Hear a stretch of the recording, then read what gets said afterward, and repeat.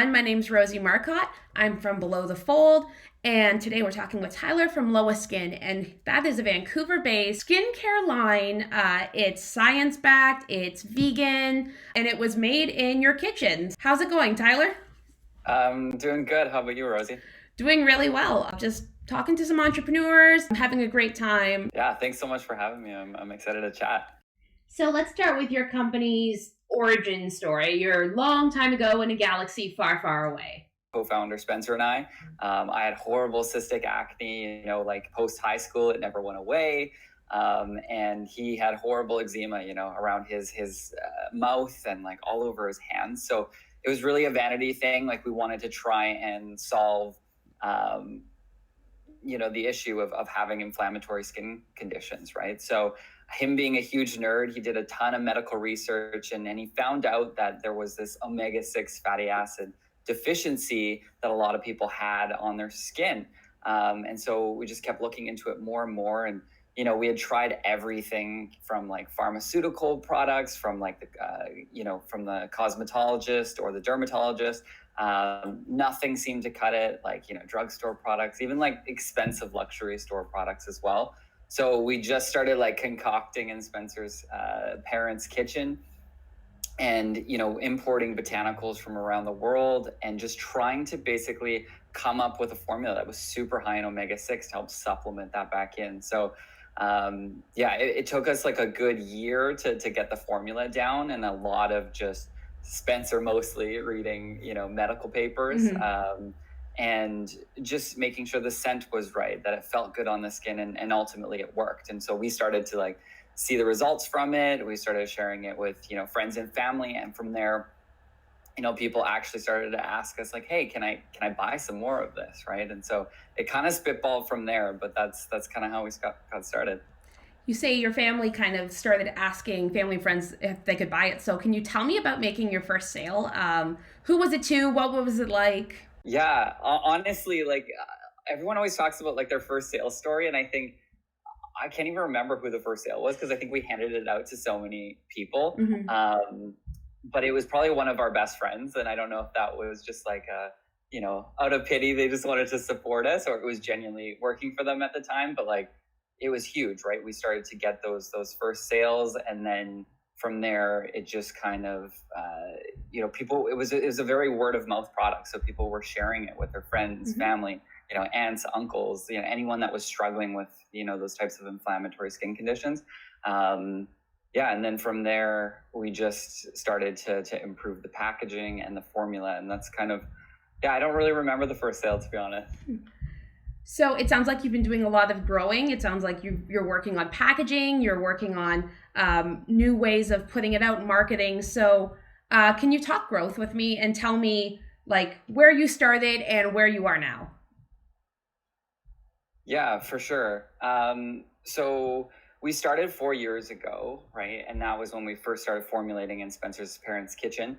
And then from there, for the next 2 years, we kind of just, sold a little bit here and there to friends and family, but like, maybe $1,000 in like the scope of the year, right? We were charging $20 a bottle at the time.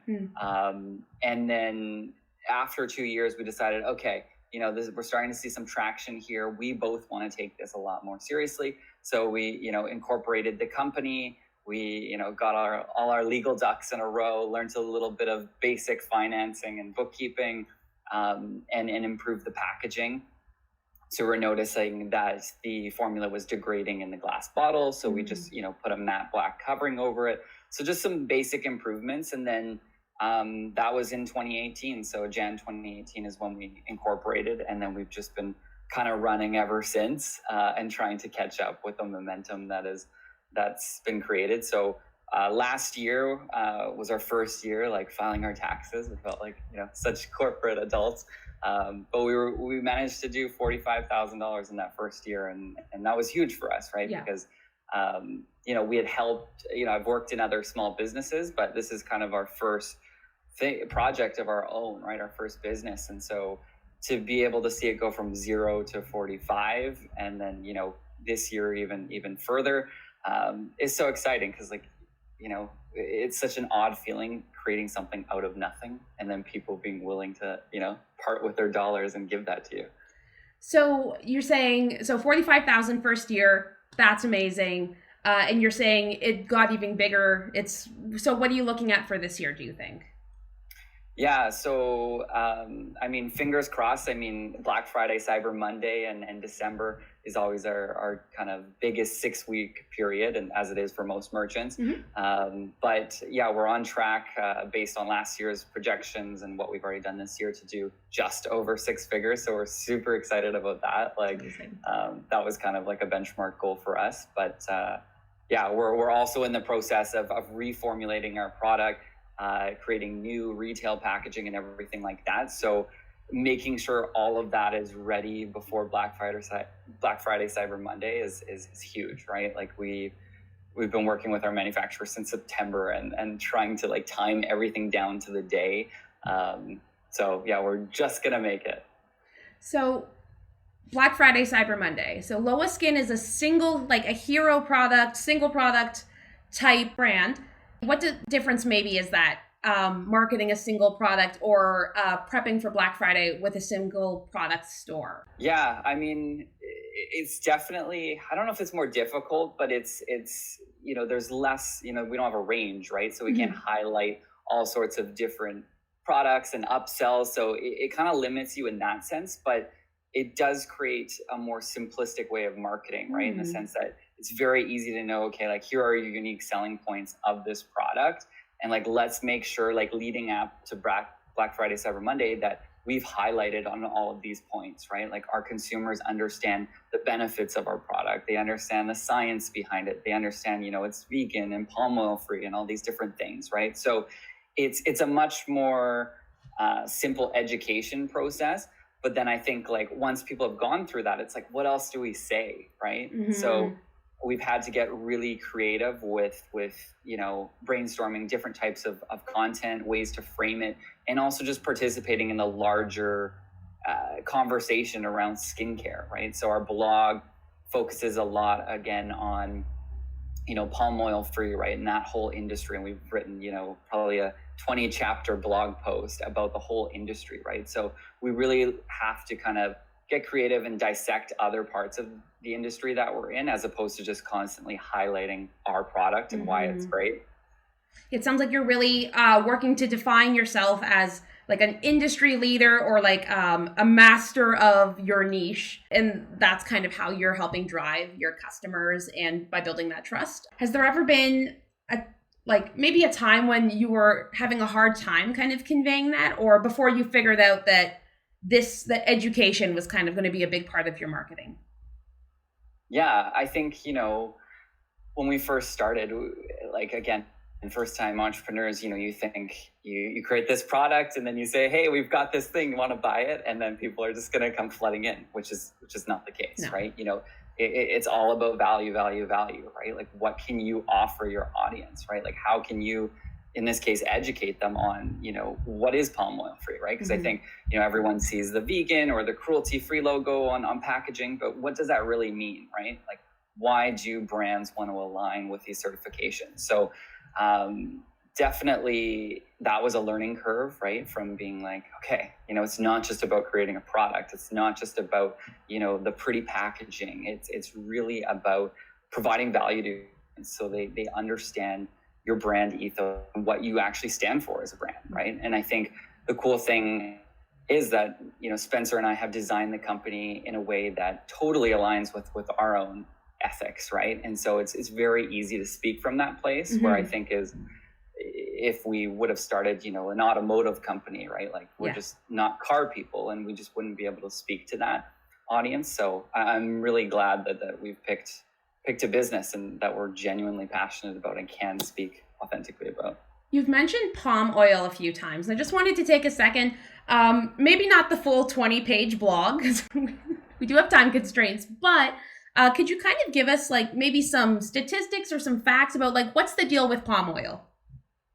Yeah, so it is the most destructive industry to the rainforest around the world. So essentially what's happening is palm oil is one of the cheapest plant-based oils that is utilized in food, cosmetics, so many different It's things in across everything. the board. Yeah. And so it's very, very hard to avoid. And so the certifications definitely help consumers identify those products. But yeah, I mean, I can't remember the exact statistic, but it's something like 300 or 400 football fields are like plowed down every hour just for palm oil plantations. And so huge amount of, wildlife and biodiversity is just being destroyed, right? To then grow this one monocrop. And then what happens is you start to get like desertification as well, like because that crop can only be grown for so long in that one place. So it'll reap benefits and harvest for a while, but then after that, the land is basically useless, right? So it's a very destructive, like it just keeps going and going and going. And yeah, like there's so many organizations that are trying to stop it, but there isn't a surefire way to really stop those companies, right? Because they're so profit driven. Really, at the end of the day, it's consumers who are driving this, driving the demand, right? Because even the organizations are trying to buy the land, but at that rate, you can't compete with how much money these corporations have in terms of buying power. Have you ever had maybe some issues or like a bump where there was like a difference in what you needed for your business and then having to align that with like your company ethos? How did you consolidate that? Yeah, I think like, being certified vegan is definitely like for a skincare company, like your actual formula, it's not very difficult to get the formula right, but then it's everything else that you don't think about, right? Like, because that consumer, they don't want anything that has animal products in it, right? So like that comes down to like the glue that literally puts your box together, right? So like these are such small things that like, we would have never even pondered like before. And now it's like, okay, like we have to be very diligent about who we're using as a supplier, right? Because, the audience that we have, and the certification we have, like these are things that consumers may ask, right? And also, just like the eco-friendly aspect too, right? Because that's something that those audiences really care about as well. What's maybe next for Loa Skin? Yeah, so we're reformulating our hero product, Loa Oil. So we're going to be calling it Botanical Beauty Elixir. So it's the same science, same type of formula, but we're increasing the efficacy of some ingredients and then also adding in some really, really powerful ingredients. So basically just expanding on the good that we already have.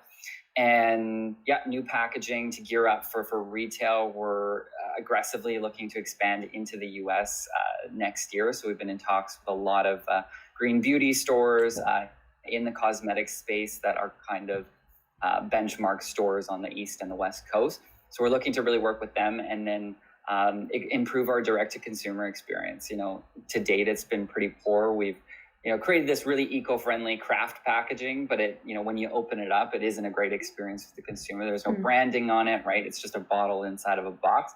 So everything's going to be customized with keeping that kind of eco-friendly mindset. It sounds like that's going to be really great for your marketing campaign and for Black Friday. Could you tell me maybe a little bit more about how you use like social channels or how you use maybe like selling channels even? Like what do you find works for you and for your business? Yeah, I think like we've barely scratched the surface when it comes to social. Instagram, like if you look at our feed now, we have probably about 20 photos and it creates like a nice aesthetic, but we don't regularly update it. And I think that's just been, the pace of our business and us trying to learn everything from, finance to manufacturing. We manufacture all of our product ourselves. So it's been a juggling game for sure, but social, we're really interested in playing around with TikTok. It's kind of been the buzz platform as of late.